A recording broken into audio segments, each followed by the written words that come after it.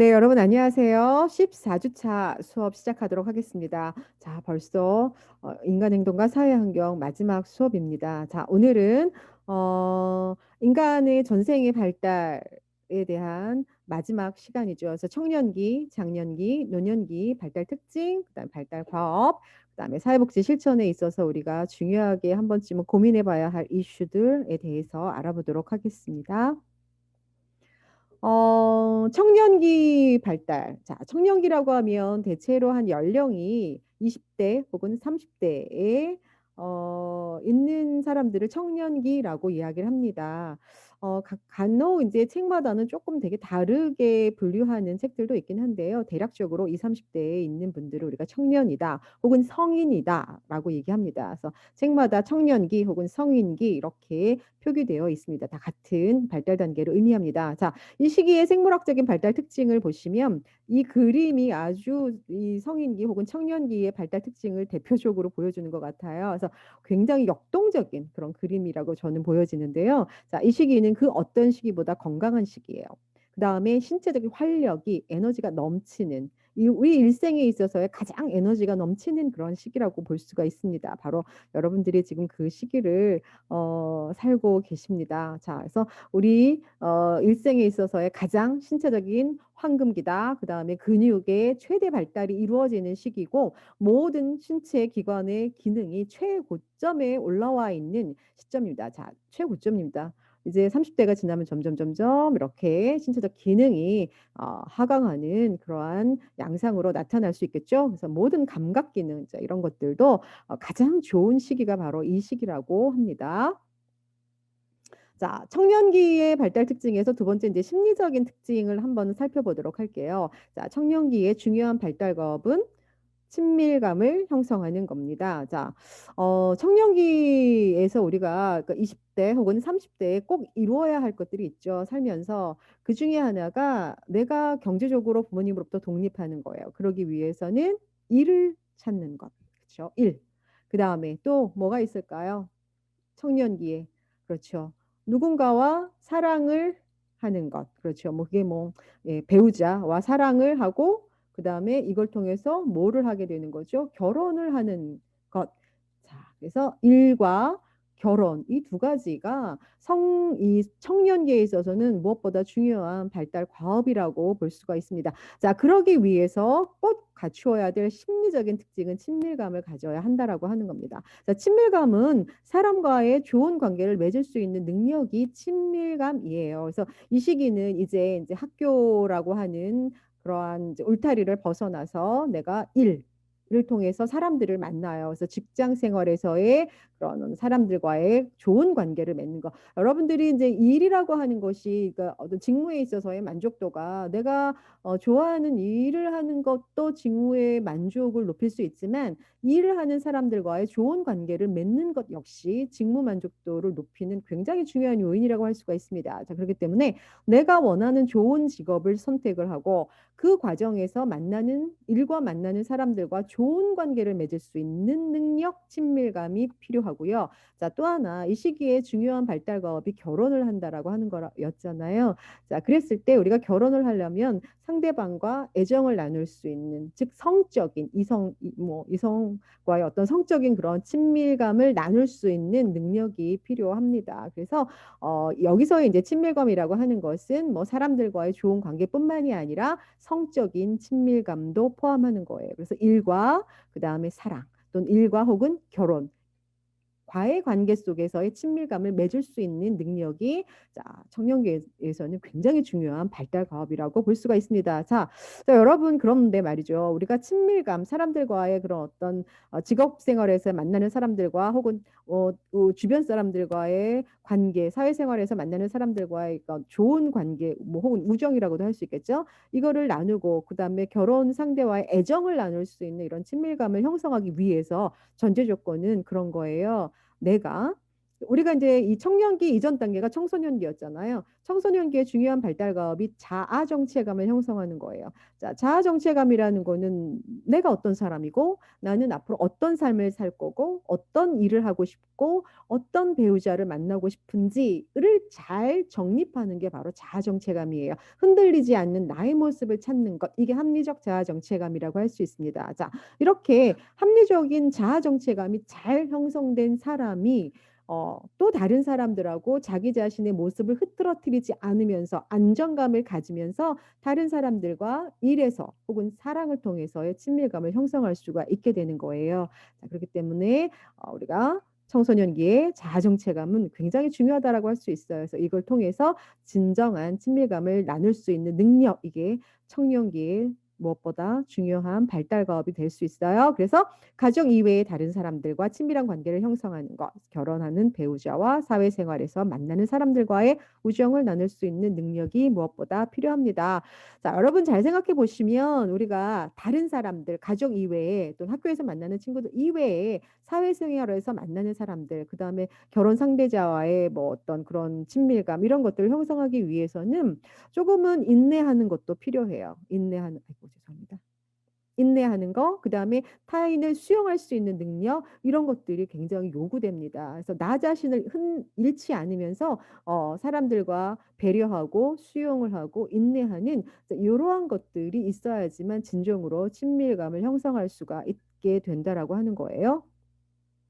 자, 그런데 이런 것들이 잘 되지 않는 경우에 즉 사람들이랑 관계를 형성하는 거, 뭐 일에서 만나는 사람들하고 관계 맺는 것도 굉장히 어렵고 그다음에 뭐 사랑하는 사람들을 만나는 것도 좀 되게 부담스럽고 뭔가 이런 것을 느끼는 사람들은 이런 소외감을 느낀다라고 하는 거예요. 자, 소외감은 그래서 사람들이랑 만나는 거, 사람들이랑 그렇게 막 일에서 엮여서 관계 형성하는 것도 되게 불편하고 사회에서 다른 사람들이랑 막 관계를 맺는 것도 굉장히 부담스럽고 뭔가 내 자신이 이제 안정감이 생기지 않고 누군가를 배려하고 수용하고 뭐 인정하고 이러는 게 난 정말 싫어. 그냥 나 혼자만의 삶을 살 거야라고 느끼는 사람들은 대체로 이제 소외감 그러니까 우리가 이제 청년기는 이거예요. 사회 속으로 뛰어들어가는 시기예요. 그렇기 때문에 나 혼자의 어떤 굴레에 갇혀서 나 혼자의 어떤 장벽을 쌓아서 혼자서 이렇게 생활하고 있으면 진정으로 일 속에서의 성공, 일 속에서의 성취, 그다음에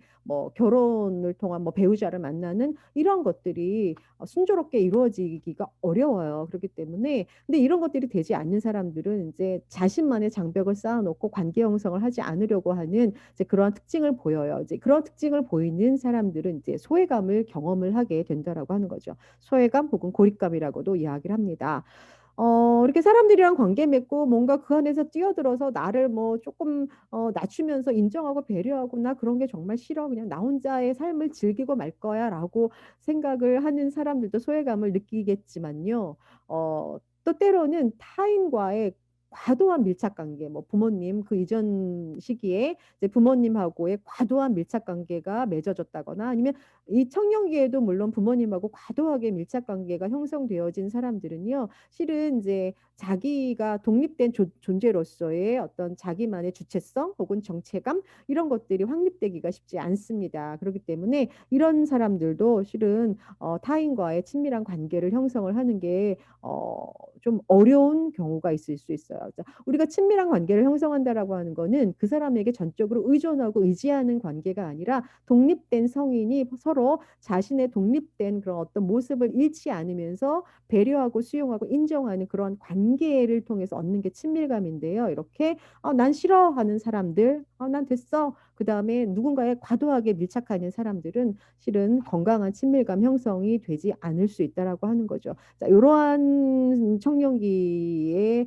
사람들이 경험하는 게 소외감이라고 할 수가 있습니다. 자, 어쨌건 이렇게 친밀감을 형성하지 못한 사람들은요, 굉장히 이제 자기만의 세계에 빠져 있어요. 타인과 뭘 하려는 것이 굉장히 부담스럽다라고 느껴져요. 이제 그러다 보니까는 사회적인 관계 속에서 맺어지는 그런 관계도 불편하고 적응하는 것도 어렵고 그다음에 사회적인 어떤 행동 이런 것들도 굉장히 부담스럽게 느껴지는 거예요. 그래서 혼자 노는 거 좋아하고 혼자 뭐 하는 거 좋아하고 그냥 뭐 혼자서 뭐 혼밥, 혼술 뭐 이런 것들을 굉장히 즐기게다 보면은 그러니까 이 시기에 해야 할 일에서의 어떤 성취, 그다음에 결혼을 통한 뭐 그런 발달과업을 성취하는 거 이런 것들이 순조롭게 진행될 수가 없다라고 하는 거죠. 그래서 이렇게 친밀감을 획득하지 못한 사람들은 이제 원만한 사회적 상호작용을 조금 회피하는 경향이 있고 자기만의 고립 혹은 소외감에 빠져들 가능성이 높습니다. 자, 그다음에 이 시기는 이제 앞서서도 계속 얘기를 했어요. 건강한 친밀감을 형성하기 이전에 선행되어야 하는 조건은 합리적으로 자신이 어떤 존재인지를 잘 확립해야 하는 그런 자아 정체감이 무엇보다 우선시 되어야 한다라고 얘기를 했습니다. 자, 이러한 것을 바탕으로 타인과 좋은 관계를 맺는 거예요. 타인과 좋은 관계를 맺기 위해서 여러분들 어떻게 해야 되나요? 내가 내 고집만 막 부리거나 내 의견만 막 내세운다거나 하면은 타인하고 좋은 관계를 맺는 게 특히나 이제 일에서 만나는 사람들과 혹은 배우자와의 관계에서 좋은 친밀감을 맺기가 어려워요. 때로는 나를 양보하고 그다음에 뭐 나의 어떤 독립적인 모습을 거부한 채로 전적으로 의존하라는 게 아니라 나의 독립된 모습이 있는 사람이 안정감을 가지고 타인과 관계 맺을 수 있는 능력이 발달할 수 있어요. 그렇기 때문에 이제 그러기 위해서는 적절하게 타인을 인정하고 적절하게 타인을 수용하는 이런 거, 배려하는 이런 것들이 필요하게 된다는 거죠. 그래서 이런 것들이 있어야지만 실은 이제 우리가 안정적인 친밀감 형성이 가능해요. 그다음에 친밀감이 형성이 잘 된 사람들은 기본적으로 이제 정서적인 안정감을 가지고 있어요. 여러분들 정서적으로 안정감이 있지 않으면 타인하고의 관계를 맺는 게 굉장히 불편한 경우가 많아요. 그래서 이 시기에 친밀감을 잘 맺을 수 있는 사람들은 타인을 인정하고 수용하고 정서적 안정감을 가질 뿐만이 아니라 독립적인 주체적인 나라고 하는 게 똑바로 서 있는 그러한 어, 특징을 가지고 있어요. 자, 그러한 사람들은 기본적으로 자신이 무엇을 해야 된다라고 하는 목표 의식이 뚜렷한 시기라고 볼 수가 있습니다. 자, 이러한 모든 특징은요. 한 개인이 성격적으로 굉장히 성숙된 성인이 될 수 있다라고 하는 지표가 될 수가 있습니다. 그렇기 때문에 이 청년기는 이렇게 개인적인 어떤 성격적 성숙이 이루어지는 시기고 그러한 성격적 성숙이 이루어진 사람들의 특징은 이러한 특징을 가질 수 있다라고 하는 거고요. 자, 이렇게 성격적인 성숙이 이루어지는 청년기에는 또 하나의 성숙된 모습이 나타나기도 합니다. 그것은 사회적 성숙이에요. 자, 여기서 보면은 청년기에서 자기상, 나에 대한 모습이죠. 나에 대한 모습은 실은 이제 기존의 가족이나 집단이나 이제 지역사회가 뭔가 이렇게 바람직하게 보고 있는 여러 가지 행동, 가치관, 뭐 이런 태도, 규범 이런 것들을 내면화하면서 자기에 대한 모습들을 잘 정립해 나갈 수가 있어요. 그래서 이전보다 뭔가 좀 안정되고 균형이 잡혀가는 시기가 바로 청년기라고 볼 수가 있습니다. 그래서 우리가 청년기는 이제 시민으로서 우리 사회의 주역으로서 유능한 시민으로서 갖추어야 할 여러 가지 뭐 지식, 기능, 뭐 개념 뭐 이런 것들도 획득해야 되는 시기이기도 하지만 그 사회가 원하는 여러 가지 가치관 이런 것들을 내면화함으로써 이거를 잘 실천할 수 있는 능력을 갖출 수 있는 시기가 되는 거예요. 그런 것들을 그런 과정을 통해서 청년기에 정말 좀 더 성숙된 자기의 모습을 만들 수가 있는 거예요. 그래서 사회적으로 사회가 원하는 그런 모습을 갖춰 나가는 이제 그런 것들을 잘 스스로 내면화하는 것 이런 것들을 통해서 좀 더 그 이전 단계보다 사회적으로 성숙된 시민이 되어갈 수 있다라고 하는 겁니다. 자, 그러기 위해서는 이러한 청년들에게 뭔가 바람직한 롤모델, 바람직한 어떤 기준 이런 것들을 제시해 줄 수 있는 뭔가 사회적인 어떤 그런 기준이 필요한데 또는 사회적인 어떤 그들에게 롤모델이 될 수 있는 좀 더 경험이 많은 그런 성인들의 역할이 필요한데 지금 이제 우리 사회가 이런 직업들이 굉장히 부재하다라고 많이 이야기를 합니다. 그래서 실제로 이제 청년들이 이제 올바른 시민으로서의 좀 책임감 있는 행동을 하는 이제 그러한 모습을 갖는 그런 자아상을 형성하는 데 굉장히 어려움을 많이 경험을 한다라고 하는 이제 그런 것들이 현재 나타나는 어려움이라고 볼 수가 있습니다. 자, 이제 청년기의 사회적 발달 특징에 대해서 한번 알아보도록 하겠습니다. 자, 청년기는 우리 앞서서도 얘기했지만 신체 발달이 최고점에 이르는 시기예요. 그래서 그것이 이제 또 다른 측면에서는 성적인 능력, 욕구 이런 것들이 최고점을 찍는 시기가 또 이 청년기라고 할 수가 있습니다. 근데 여러분들 이제 성적인 관계라고 하는 것은 비단 어떤 신체적인 욕구만을 채우는 것이 아니라 우리가 상대방과의 정서적 유대감 을 바탕으로 그런 성적인 관계를 갖는 것이 이제 건강한 성적인 관계다라고 이야기를 합니다. 그래서 이 시기에는 이제 이런 것들을 추구하는 시기이고요. 그런데 이제 앞서서도 얘기했지만 우리가 이제 인생에 있어서의 30대 후반이 다가오면서 이제 신체적인 기능들이 많이 쇠퇴해 가요. 근데 이제 30대 후반이라고 하는 요 시기는 어느 정도 내가 일에 있어서의 안정기에 접어든 시기예요. 그리고 이제 그러다 보니 경제적으로도 어느 정도 안정감이 있는 시기가 될 수 있어요. 근데 30대 후반부터는 이제 우리 인생에 있어서의 신체적인 기능들이 좀 많이 떨어지기 시작하는 시기고 더불어 성적인 그런 어떤 능력, 뭐 전성기 이런 것들이 급격하게 떨어지는 시기라고 할 수가 있습니다. 이제 그러다 보니까 이제 요런 것들이 잘 해결이 안 되는 이제 그러한 이제 청년들 중에는 이제 성인들이라고 할 수 있죠. 들 중에는 자신의 그런 어떤 성적인 존재, 자신의 존재를 확인하기 하고자 하는 그런 욕구에서 좀 더 이거를 뭔가 건강한 방법이라기보다는 좀 왜곡된 방법을 통해서 자신의 그런 욕구를 해결하려고 하는 그런 경향이 그런 문제들이 조금 나타나는 시기가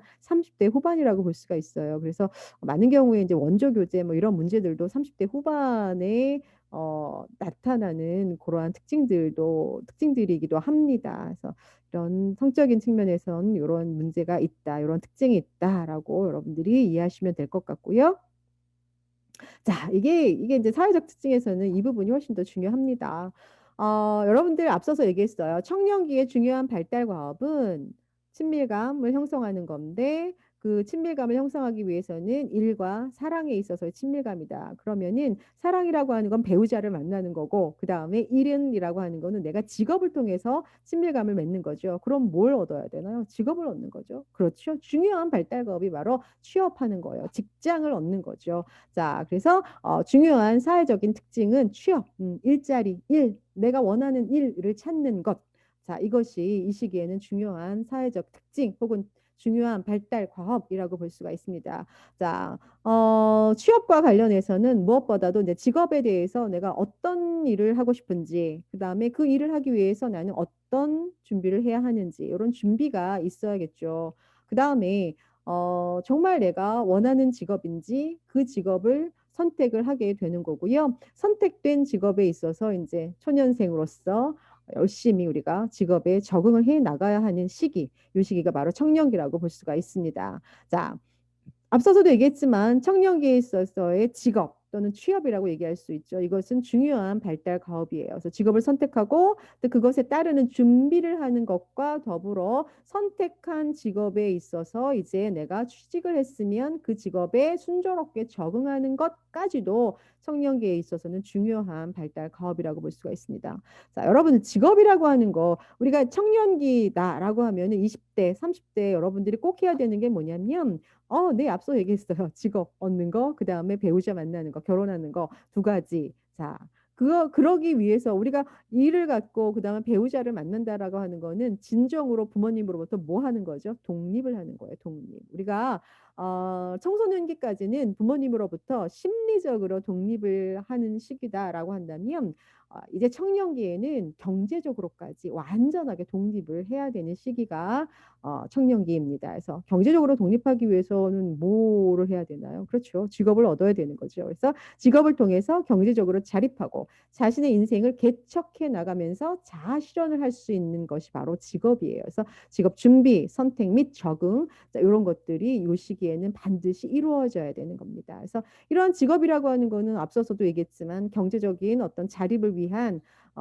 방법이에요. 그래서 이걸 통해서 여러분들이 이제 생활을 해나가시는 거죠. 그래서 직업은 생활 수단일 수도 있지만 또 직업을 통해서 우리는 정서적인 욕구, 만족감, 그다음에 성취감, 사회적인 어떤 성취 이런 것들을 충족시킬 수 있는 중요한 수단이 바로 직업입니다. 그래서 직업, 준비, 선택, 적응, 자 이런 것들이 청년기에는 반드시 이루어져야 할 부분이라고 보여집니다. 자, 여러분들이 이제 직업을 선택할 때 흔히 여러 가지 직업 선택에 영향을 미치는 여러 가지 요인이 있을 수 있죠. 뭐 개인적인 요인으로 뭐 나의 능력, 그다음에 내가 관심 있는 거, 그다음에 나의 적성, 그다음에 내가 기존에 가지고 있던 가치관, 그다음에 뭐 나의 학력, 성, 뭐 연령, 뭐 신체적인 조건 이런 것들이 직업을 선택하는 데 있어서 개인적인 그런 영향을 주는 개인적인 요인이라고 본다면 또 영향을 미치는 환경적인 요인은 뭐 글쎄 여러분들이 이제 부모님의 직업이 또 여러분들이 직업 선택에 있어서 또 영향을 미치잖아요. 만약 직업 부모님께서 뭐 선생님이시다 그러면 또 뭐 오랫동안 그렇게 봐왔으니까 아 나도 저 직업을 선택해야지라고 하는 경우도 있을 수 있고요. 그다음에 우리 집의 여러 가지 사회 경제적 지위 뭐 이런 것들 그다음에 부모님들의 가치관 이런 것들도 우리가 직업 선택하는데 굉장히 영향을 많이 받고요. 그다음에 선생님의 영향, 그렇죠. 학교 다닐 때 선생님의 영향도 되게 많이 받고, 그다음에 이제 굉장히 이제 사회가 발빠르게 변화하고 있잖아요. 그래서 이러한 사회 변화, 산업의 변화, 산업 구조의 변화 이런 것들도 우리가 직업을 선택하는데 영향을 미치게 되죠. 뭐 예를 들면 뭐 예전에는 이제 사람이 했던 것들 요즘은 굉장히 기계화된 시스템을 통해서 움직이잖아요. 그렇기 때문에 그런 직업을 선택하려면은 조금 더 고민을 한번 할 수 있다라고 하는 거죠. 그다음에 무엇보다 중요한 거는 직업 시장에서의 수요에 따라서 우리가 직업을 선택을 할 수가 있게 되는 거예요. 자, 우리가 이제 청년기에서 중요한 발달 가업이 일을 찾는 것, 그 다음에 또 하나 중요한 발달 가업이 바로 여러분들 결혼이라고 하는 거예요. 자, 물론 20대의 결혼을 얘기하는 건 좀 빠르다라고 생각할 수도 있습니다. 하지만 이 청년기 시기가 20대 혹은 30대 후반까지 이어지는 시기예요. 그래서 보통 우리가 인생의 주기에 있어서 지금은 결혼하는 시기가 굉장히 늦어졌어요. 늦어져서 많은 친구들이 뭐 30대 중반이 되어도 결혼을 선택하지 않는 그러한 친구들도 있어요. 그래서 하지만 우리가 인생의 전반적인 어떤 주기를 살펴보았을 때 20대 후반 혹은 30대 중반까지 보통 결혼을 하고 30대 후반에 이제 부모가 되는 이제 그런 것이 인생의 발달의 중요한 과업이라고 볼 수가 있습니다. 이제 그렇게 봤을 때 20대, 30대의 중요한 사회적 특징 혹은 사회적 발달 과업은요, 결혼을 하는 겁니다. 자, 결혼이라고 하는 거는 이제 여러분들이 친밀감이 형성이 되고, 그렇죠. 청년기에 친밀감이 형성이 되고, 성숙한 사회적 관계가 확립되면서 배우자를 선택하게 되는 거예요. 그래서 새로운 가정을 형성하는 게 결혼이라고 할 수 있죠. 그래서 사랑을 실현하는 거, 그다음에 이걸 통해서 정서적 안정, 그다음에 경제적 안정, 결혼을 통해서 경제적 안정, 성적 만족, 자녀 출산 이런 모든 것들에 기여할 수 있는 게 결혼이라고 얘기할 수가 있습니다. 우리가 결혼을 그러면 한다라고 하는 거는 일단은 이제 배우자와의 친밀한 관계를 맺을 수 있는 그런 성적인 친밀감을 에 대한 능력이 있어야겠죠. 그 다음에 또 하나 직업을 통해서 경제적인 독립이 이루어져야지만 이제 결혼하고 난 이후에 그런 현실적인 여러 가지 문제에 대처할 수 있어요. 그렇기 때문에 여러분들이 그러니까 결혼을 한다라고 하는 거는 이렇게 이제 배우자와의 관계를 맺을 수 있는 그런 능력과 경제적으로 자신의 삶을 해결할 수 있는 이제 그런 능력이 갖추어질 때 이제 그 이후에 결혼이 좀 더 원만한 그러한 관계로 유지될 수 있을 거예요. 자, 이렇게 결혼이라고 하는 거는 지금 이렇게 보면 굉장히 예쁘고 환상적이고 되게 아름답죠. 하지만 결혼해서 또 하나의 가정을 이루고 산다라고 하는 거는 아마 여러분들이 그 전에 직면하지 못한 여러 가지의 긴장 혹은 갈등 이런 것들을 경험하게 됩니다. 그래서 우리가 결혼했을 때 우리가 이제 인생에 있어서의 삶의 만족도라고 하는 이제 곡선을 이렇게 그려보면은 결혼했을 요 시점이 최고로 행복하고 최고로 만족스러운 시기예요. 하지만 결혼 생활을 유지해 나가는 과정 동안에 이렇게 점점 결혼에 대한 만족감이 떨어진다라고 합니다. 자, 그거는 여러분들 전혀 다른 생활 방식을 하고 있는 두 남녀가 만나서 하나의 공통된 가정을 이룬다라고 하는 거예요. 내가 예를 들면은 뭐 나는 아침밥을 먹었는데 내 배우자는 아침밥을 먹지 않아요. 이제 그런 거에서부터 삐그덕거리고 나는 치약을 끝에서부터 쓰는데 내 배우자는 중간에부터 팍 써요. 뭐 이런 거에서부터 생활 방식부터 이제 차이가 나니까 삐그덕거리기 시작하는 거죠. 그래서 이 시기는 결혼을 해서 즐겁기도 하지만 결혼을 통해서 맺게 되는 배우자와의 그러한 갈등이나 이런 것들을 잘 극복하고 서로 잘 적응을 해나가야 하는 그런 중요한 그런 시기라고도 볼 수 있고요. 또 뿐만 아니라 우리가 결혼이라고 하는 거는 둘 간의 관계뿐만이 아니라 여기의 가족과 저기의 가족, 즉 확대된 이러한 가족 관계가 성립이 되는 게 바로 결혼이라고 할 수 있습니다. 그렇기 때문에 우리 부부 이외에 형성된 다른 가족들, 그렇죠. 뭐 시부모님 혹은 뭐 처갓집 부모님 뭐 이렇게 뭐 이러한 가족들과의 원만한 관계를 형성하기 위한 노력도 이루어져야 되는 시기가 바로 청년기라고 볼 수가 있습니다. 그래서 결혼이라고 하는 게 중요한 발달 과업이다라고 하는 거고요. 자, 여기까지 이제 청년기 발달 과업에 대해서 발달 특징에 대해서 한번 살펴보았습니다. 자, 이번에는 장년기라고 우리가 칭하는 시기예요. 흔히 이제 장년기 혹은 이 시기를 우리가 중년기라고도 합니다. 자, 중년기라고 하는 혹은 이 시기 혹은 장년기라고 하는 이 시기는 인생의 발달에 있어서 대체로 40대 혹은 50대까지의 시기를 일컫습니다. 자, 흔히 이제 40대부터 50대까지니까 50대면 아마 여러분들의 부모님 세대 정도가 되지 않을까 싶습니다. 자, 이 시기에 발달적인 여러 가지 특징들을 한번 알아보도록 할게요. 첫 번째, 이제 생물학적 특징을 한번 알아볼게요. 자, 40대 혹은 50대가 되어가면 두드러지게 나타나는 게 이제 신체적인 변화예요. 신체적인 여러 것들이 이제 기능들이 이제 점점 쇠퇴해가기 시작합니다. 청년기에 정점을 찍었다면 이제 30대 후반, 40대가 접어들면서 이제 쭉 떨어지는 그런 시점이에요. 그래서 나이가 들어감에 따라서 신체적인 능력, 건강 이런 것들이 감소하기 시작하는 거죠. 그래서 여러 가지 어려움을 경험하는 시기예요. 40대, 50대. 뿐만 아니라 20대에는 최고점을 찍었던 감각기관의 기능들이 현저하게 떨어지죠. 그래서 가장 현저한 게 시력이에요. 여러분들 흔히 노안이라고 하는 것들을 우리가 요때 되면 많이 경험을 해요. 앞에 있는 게 잘 안 보여서 멀리서 이렇게 보고 여러분들 어머님, 아버님들이 하는 모습들 혹시 잘 생각해 보면은 그런 것들이 아, 맞아. 이 시기는 그래. 시력이 가장 먼저 감퇴되는 시기예요. 그다음에 이제 신체적인 에너지도 많이 감퇴되죠. 그다음에 동작도 둔해지기 시작하죠. 이렇게 순발력도 막 떨어지고요. 여러 가지 이제 이런 기능들이 막 저하되는 그런 시기가 바로 이 시기라고 볼 수가 있습니다. 그래서 뭐 머리카락도 가늘어지고 흰머리도 생기고 피부의 탄력 떨어지고 허리가 이제 조금씩 굽어져가는 이러한 신체적인 약화가 경험되어지는 시기가 바로 40대, 50대 장년기 시기입니다. 자, 이 시기의 발달적인 특징에 있어서 또 하나 두드러진 거는 성적 변화예요. 흔히 갱년기라고 하는 거 여러분들 40대 빠르면 40대 대체로 50대에는 갱년기를 경험을 합니다. 자, 호르몬이 변화하는 거죠. 여성의 호르몬이 감소되고 남성은 남성 호르몬이 감소가 되는 시기예요. 자, 그러면서 호르몬의 불균형이 생기는 그러한 시기가 바로 요 시기라고 볼 수가 있고요. 우리가 그 호르몬의 불균형으로 나타나는 그러한 어려움을 우리가 갱년기라고 이야기를 합니다.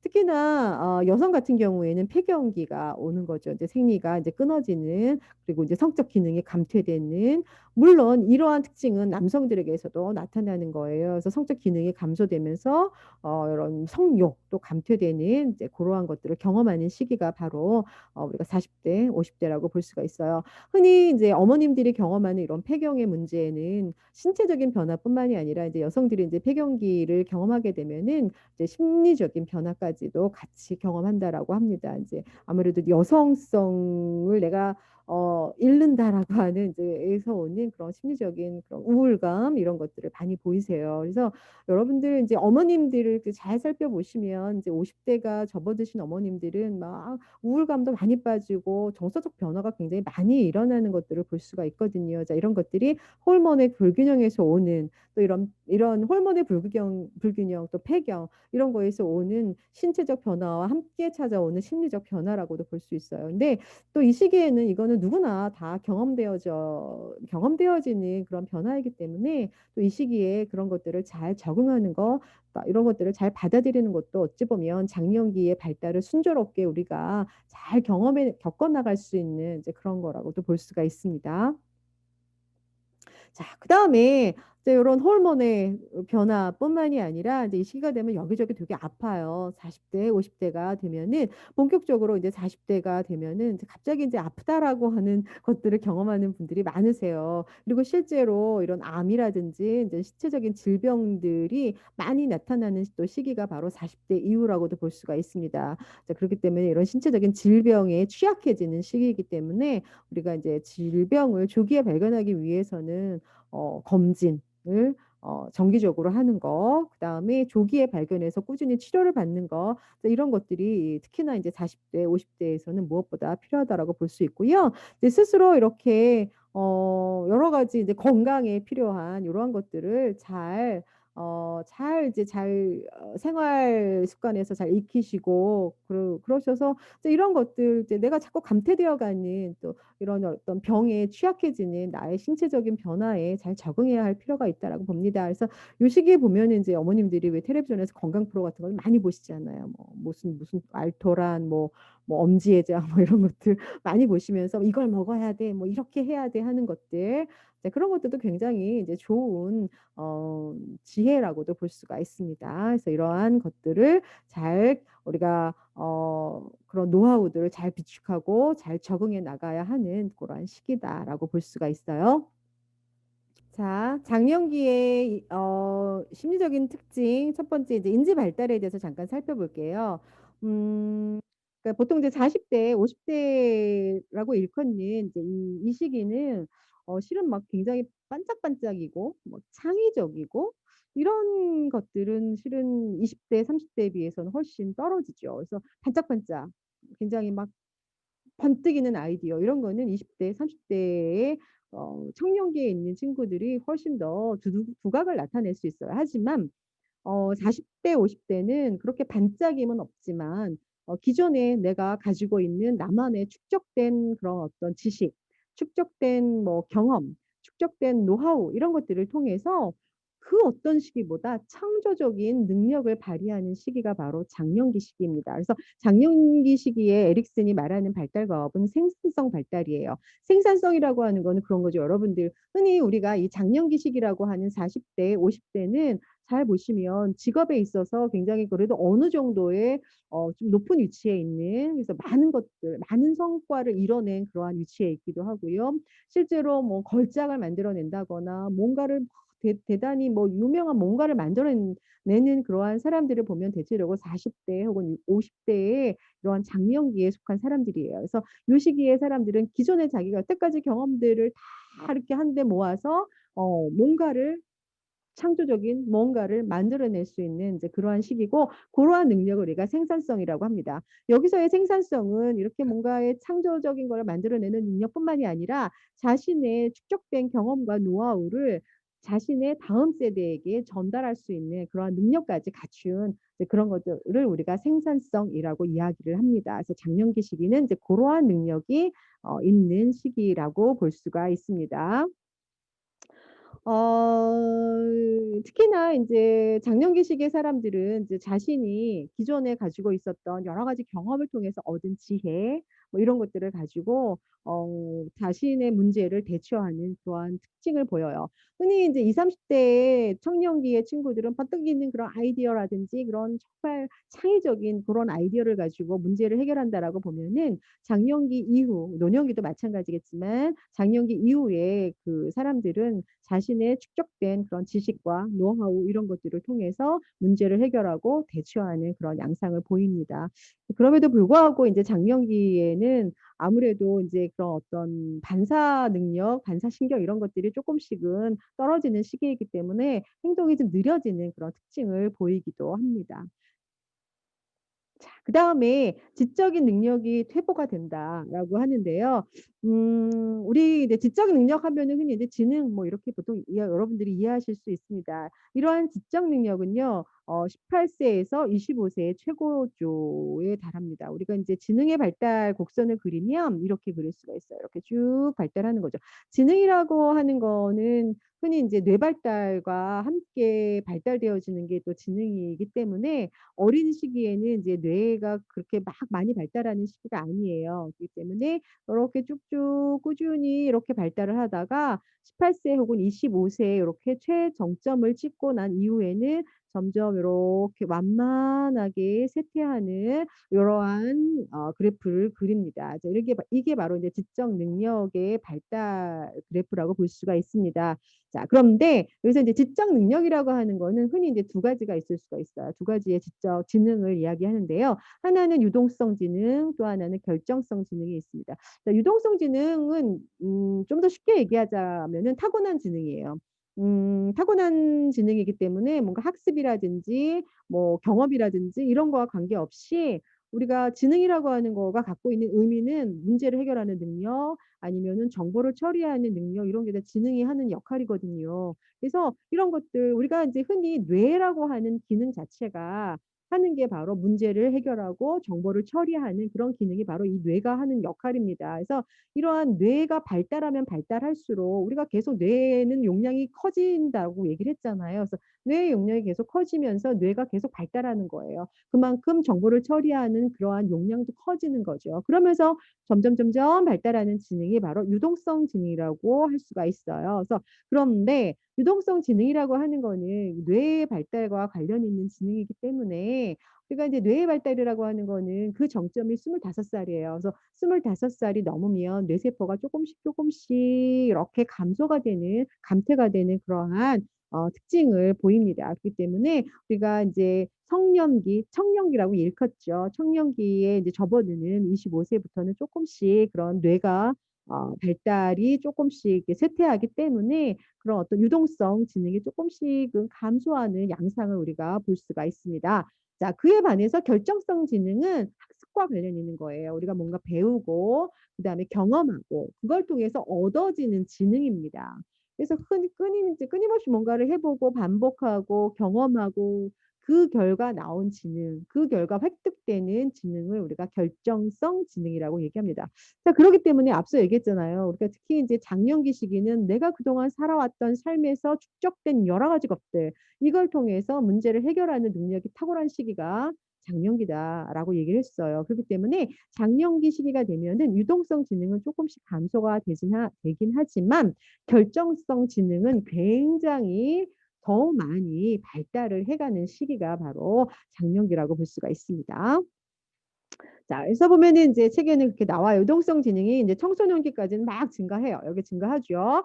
그러다가 이후 감소가 되는데, 여기 이제 성년기에도 이렇게 감소가 되고, 장년기에도 이렇게 감소가 됩니다. 하지만 성년기에 감소가 돼서 뭐 장년기에 갑자기 쫙 떨어지는 게 아니에요. 완만하게 감소가 되는 거죠. 그래서 감소하는 폭은 성인기, 즉 청년기에 비해서 그렇게 그 감소폭이 크지 않아요라고 하는 얘기고요. 그다음에 우리가 교육을 통해서 획득되는 이런 결정성 지능은 전생애를 통해서 이 중년기 혹은 장년기라고 하죠.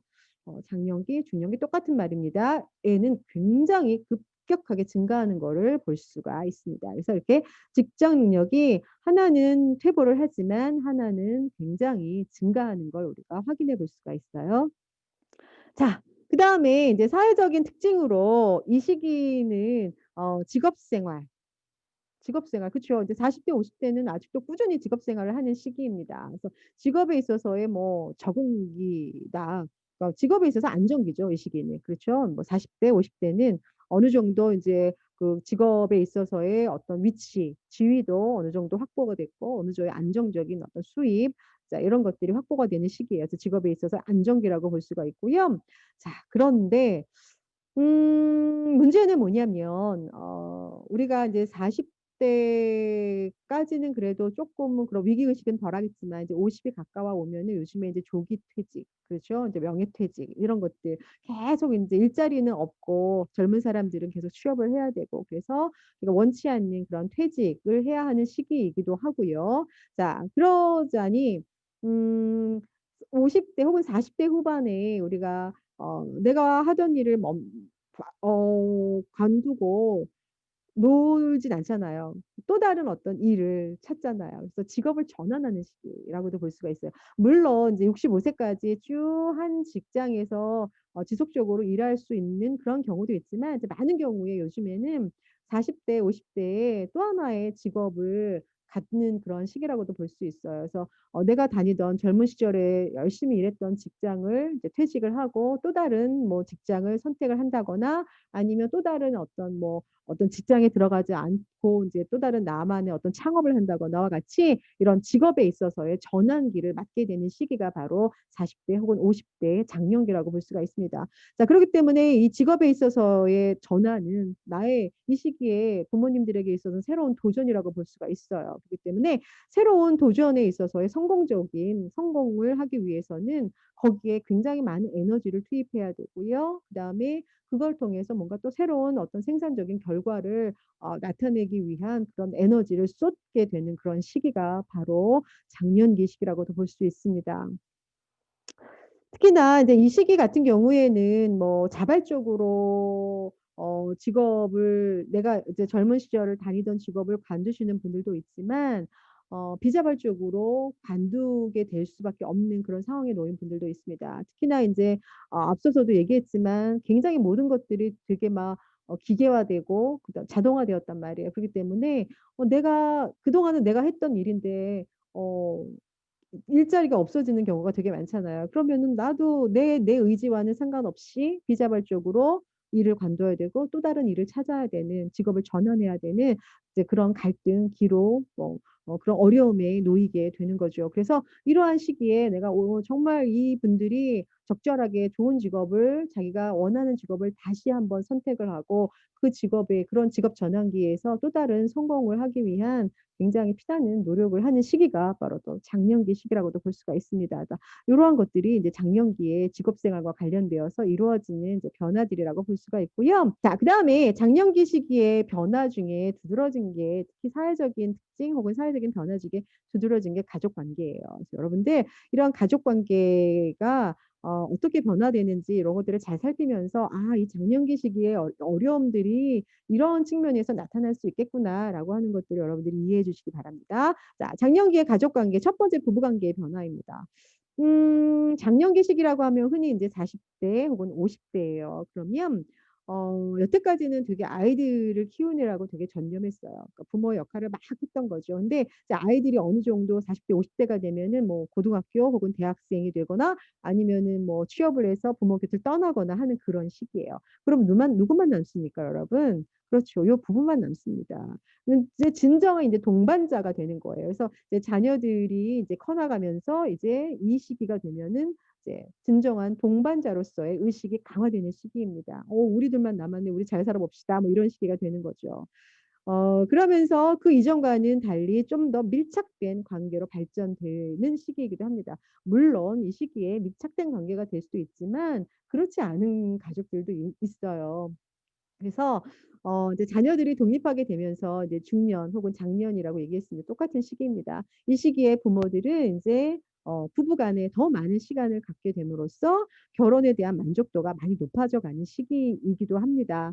하지만 이거는 그전에 둘 간의 친밀감이 지속적으로 유지가 되었을 때 가능하고 둘 간의 그 이전의 친밀감이 유지가 되지 않은 부부인 경우에는 오히려 자녀들이 떠나고 둘만 남게 되는 이 시기에 훨씬 더 많은 갈등과 그런 어려움을 경험할 수가 있습니다. 왜냐 한 번도 뭔가를 해 보지 않은 부부가 덩그러니 인제 자식들은 떠나고 둘만 남겨졌을 때 더 인제 서로 관계를 친밀하게 맺기가 어려울 수도 있는 거예요. 그래서 때로는 부부 관계가 더 좋아지는 경우도 있지만 그렇지 않은 경우도 있어요.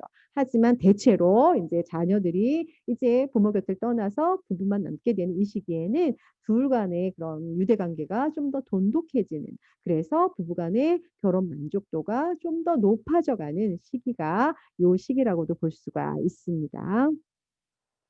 자, 장년기가 되면 자녀들은 이제 부모님 곁을 떠나는 시기예요. 우선 보통 인제 40대 50 대의 부모님들이 보통 자녀분들이 청소년기 혹은 청년기에 해당되는 자녀들이 대부분일 겁니다.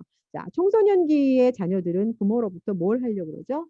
그렇죠. 심리적으로 독립을 하려고 합니다.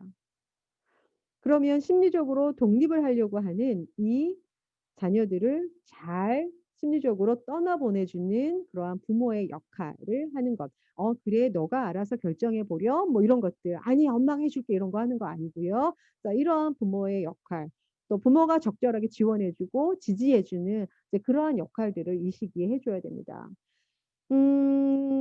그렇지만 인제 어느 시점이 되면 인제 이렇게 중년기 후반 혹은 장년기 후반이 되면은요, 자녀들이 부모 곁을 떠나요. 떠나면 떠나서 인제 취업을 해서 집을 떠나기도 하고 결혼을 해서 떠나기도 합니다.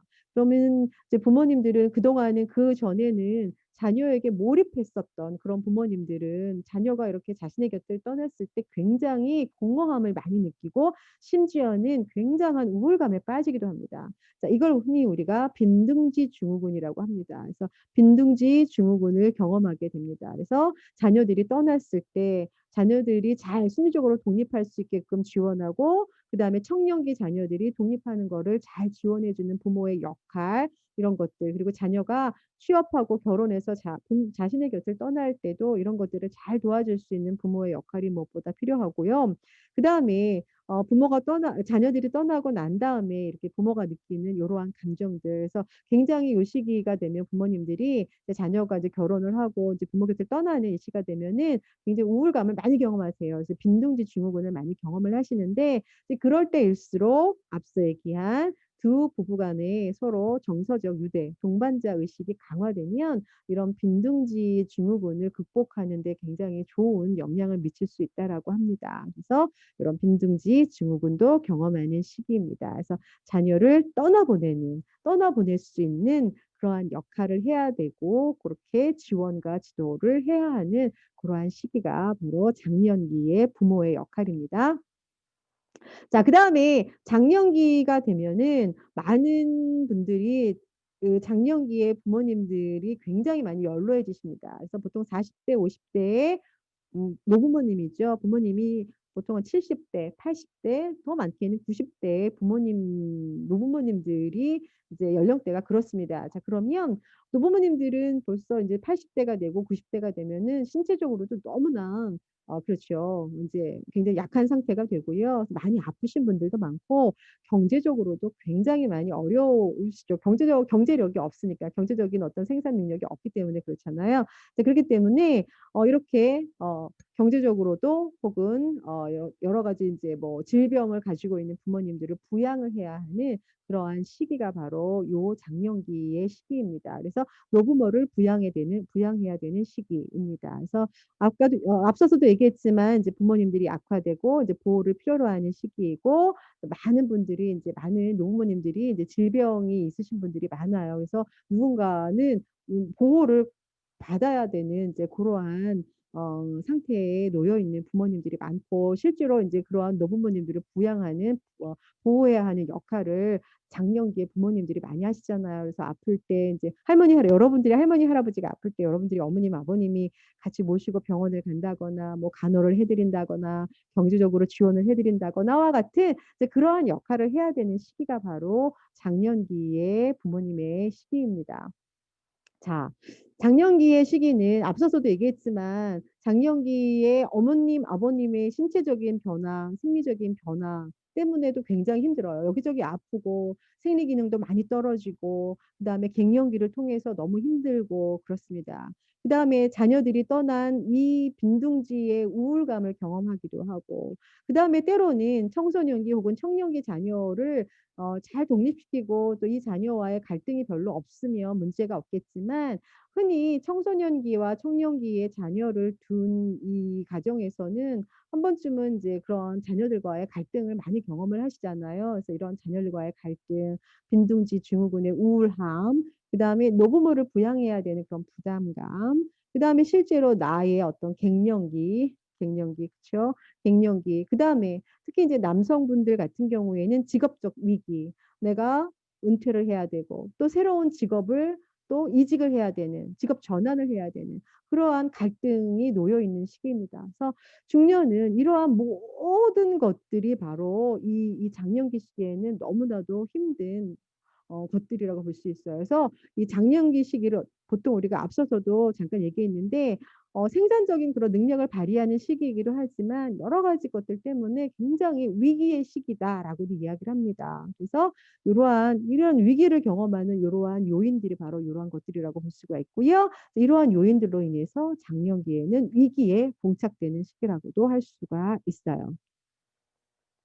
자, 그래서 이 장년기의 사회적인 특징을 보시면은 이게 이제 에릭슨이 얘기했죠. 생산성을 발휘하느냐 아니면 침체감에 빠지느냐예요. 자, 생산성 우리가 앞서서도 얘기했지만 장년기 시기에는 그 어떤 시기보다는 창조적인 능력을 발휘하고 뭔가를 업적을 이뤄내는 그러한 능력을 갖춘 시기가 바로 생산성을 발휘하는 그러한 능력이다라고 얘기합니다. 그래서 우리가 이 장년 시기가 가지고 있는 이러한 생산성은 내가 가지고 있는 그동안의 나만의 경험, 노하우 이런 것들을 축적시켜서 이런 것들을 가지고 다음 세대에게 알려주고 다음 세대를 이끌어가는 그리고 다음 세대를 돌봐주려고 하는 그런 관심이 생겨나는 그러한 특징을 가지고 있다라고 합니다. 그래서 이렇게 다음 세대를 이끌어가려고 하는 그러한 능력, 그렇게 다음 세대에게 뭔가를 전달해 주려고 하는 그러한 능력, 이러한 능력. 그래서 이런 걸 우리가 생산성이라고 하는데요. 이런 생산성을 바탕으로 자녀를 잘 양육하고 자녀를 심리적으로, 경제적으로 잘 독립시키고 뿐만이 아니라 자녀 이외에 젊은 세대들, 내가 직장에서 만나는 나의 후배들에게도 뭔가를 남겨주고 뭔가를 알려주려고 하는 그러한 관심, 그다음에 뭔가 내가 사회에 기여하려고 하는 그러한 사회적 관심, 그러한 능력 이런 것들을 통해서 장년기 시기에는 생산성이 발휘되는 시기예요.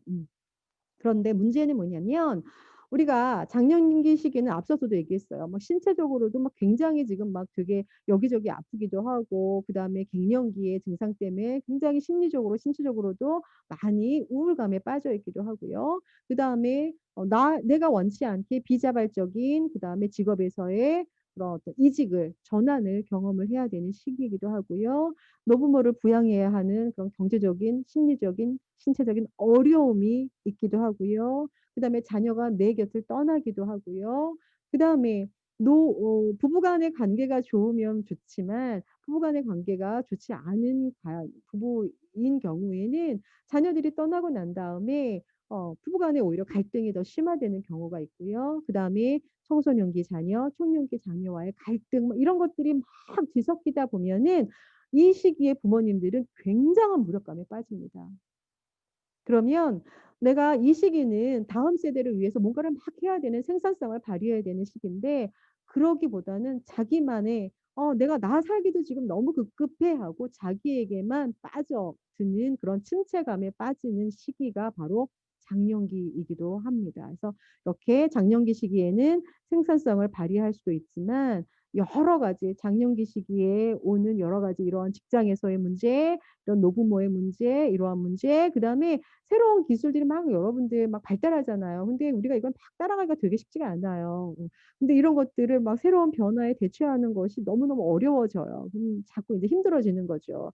이제 거기에서 오는 무력감 이제 이러한 모든 것들이 중년기 혹은 장년기 시기에 위기감을 경험하게 만듭니다. 이런 위기감을 경험하는 많은 장년기의 분들은 그렇다면 침체감에 빠지게 되는 거예요. 그래서 다음 세대를 돌보고 뭔가를 하기보다는 그냥 나만의 것에 몰입하고 나만 보호하기도 힘든 이제 그러한 침체감을 경험하기도 합니다. 그래서 이러한 사회적인 특징을 경험할 수가 있습니다. 그래서 지금까지 해서 청년기의 발달과 장년기의 발달에 대해서 알아보았습니다. 이제 잠깐 쉬었다가 노년기의 발달, 그다음에 각각의 발달 단계에서 조금 더 눈여겨봐야 할 발달 과업 및 그다음에 사회복지에서의 어떤 중요한 이슈들에 대해서 살펴보도록 하겠습니다.